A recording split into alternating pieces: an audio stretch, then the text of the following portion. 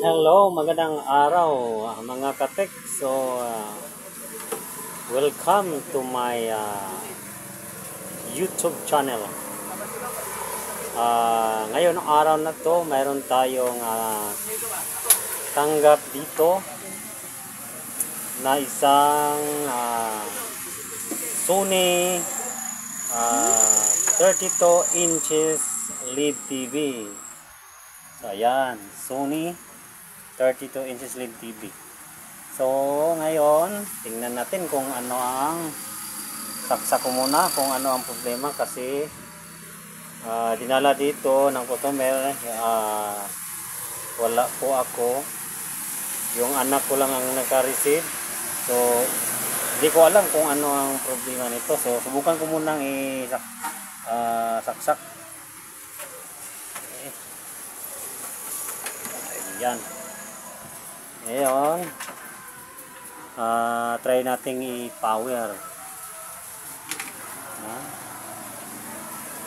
Try nating i-power sa likod.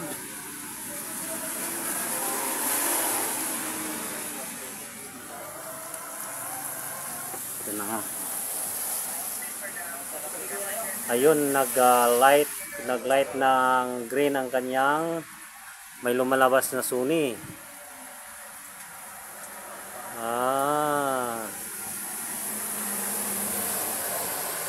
Mayroon logo na Sony na lumalabas sa kanyang screen pero hindi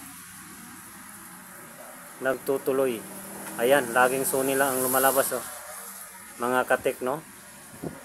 Ayan, nawawala na. So, yun ang kanyang problema. Ayan, nag-blink na lang siya ng red. Na wala na yung kanyang logo. Oh, wala na. So, ngayon, try nating buksan kung ano ba ang problema nito. Kanyang mainboard ba o nasa kanyang backlight, kasi minsan pag may abnormal na backlight nag-protect ang ganitong model na Sony. Ayan, patuloy pa rin ang kanyang blink mga katek, no? So ngayon try nating buksan mga katek. Okay, so ito na mga katek, no? Atin nang nabuksan ang kanyang back cover mga katek, no? So ito ang kanyang mainboard, no? Yan ang kanyang mainboard mga katek. So ngayon try muna natin alamin kung saan ba banda dito yung kanyang, subukan ko muna yung kanyang IC. I-disable ko muna yung kanyang protect kung para po malaman natin kung yung bang ating backlight ay mayroon na bang abnormal. Ngayon, subukan kong i-disable yung kanyang protect mga katek, no? Para malaman natin kung yung backlight ba ang problema o yung ating mainboard mga katek, no? So ito yung kanyang mainboard, no? Masyado na itong matagal na mga katek, no? Kasi yung kanyang mga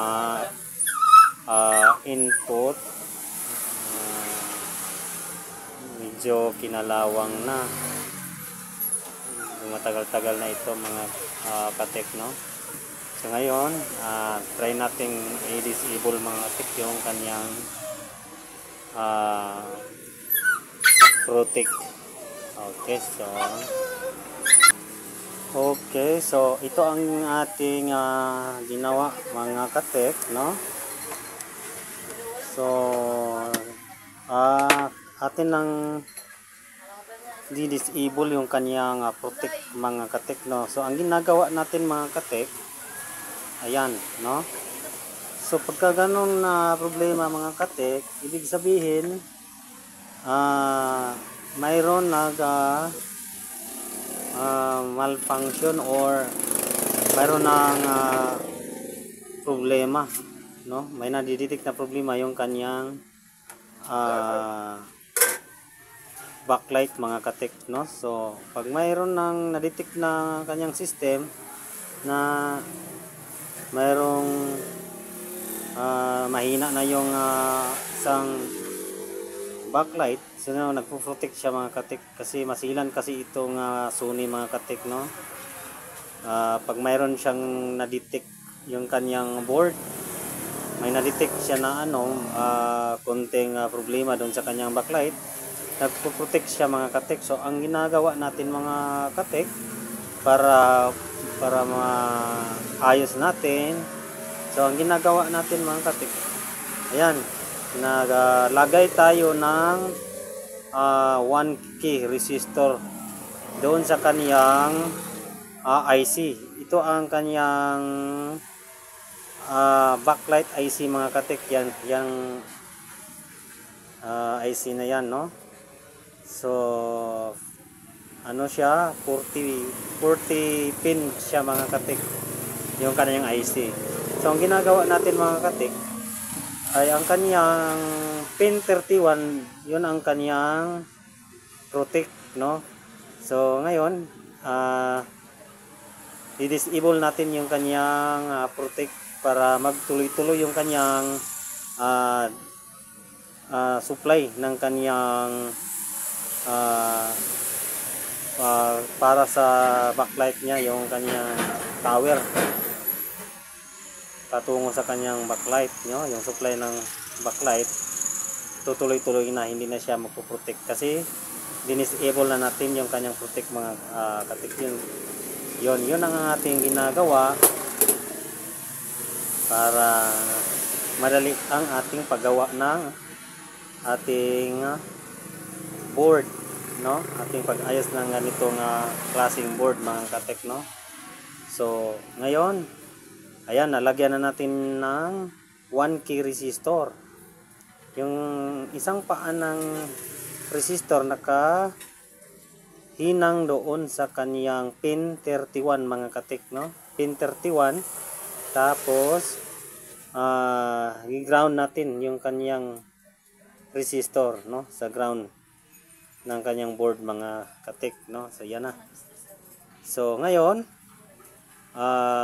matapos ko nang nilagyan ng resistor, so ngayon subukan na natin mga katek, no, kung uubra ba yung ginagawa natin, no, pag-disable sa kanyang protect IC mga katek, no. So ngayon subukan natin mga katek kung ito ay uubra ba ang ating ginagawa, no.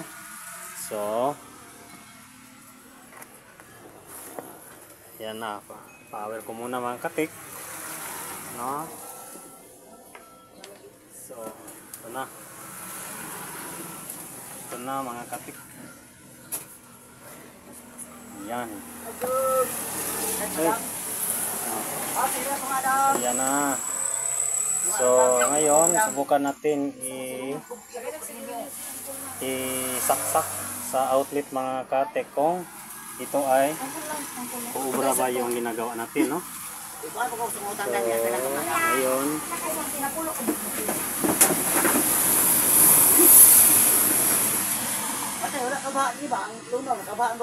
plug in ko muna mga katik, no? So ito yung saksakan natin.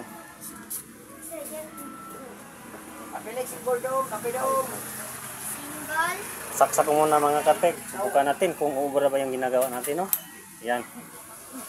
Ayan na. So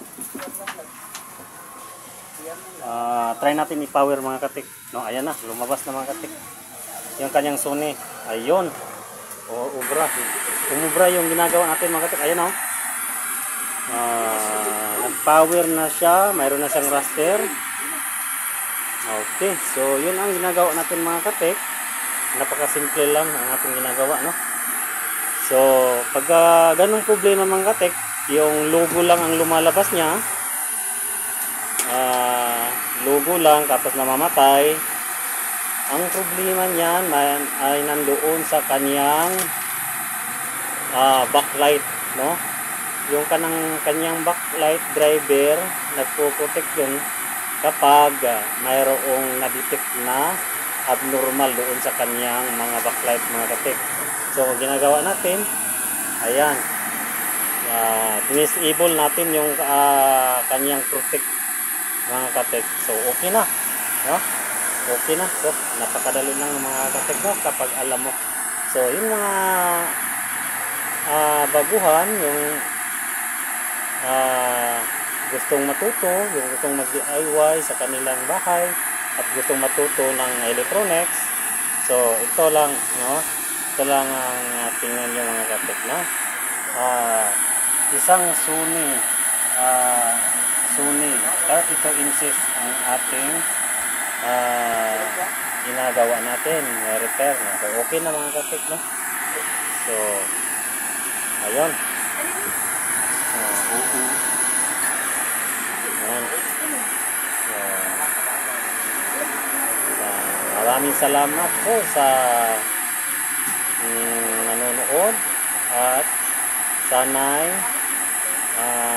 makuha kayo ng kunting ideya sa pag-repair ng mga LED TV, mga katek. So yan lang. God bless. Maraming salamat, mga katek.